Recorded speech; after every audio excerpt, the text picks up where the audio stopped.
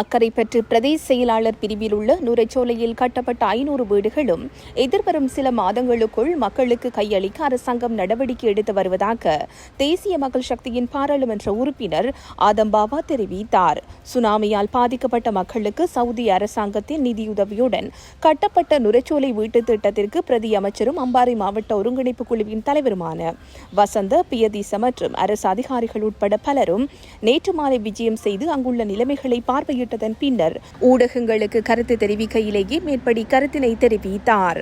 பல்வேறு வசதிகளுடன் கட்டப்பட்ட நுரைச்சோலை வீட்டு திட்டம் இதுவரை மக்களிடம் கையளிக்கப்படாமல் காடாக காட்சியளிக்கும் நிலைமை குறித்தும் நாமும் அரசாங்கமும் கவலை அடைகின்றோம். அந்த வகையில்தான் இவ்வீட்டு திட்டம் மக்களிடம் கையளிக்க வேண்டும் என்பதற்காக அரசாங்கம் பல்வேறு நடவடிக்கைகளை எடுத்துள்ளது. அதன் நிமித்தமே முதல் கட்டமாக அமைச்சர் உட்பட நாம் இங்கு வந்துள்ளோம். இங்குள்ள பிரச்சினைகளை தீர்த்து வைப்பதற்கு சவுதி அரசாங்கமும் எங்களுக்கு உதவிகளை செய்ய வேண்டும் எனவும் கேட்டுக்கொள்கின்றோம் என தெரிவித்தார்.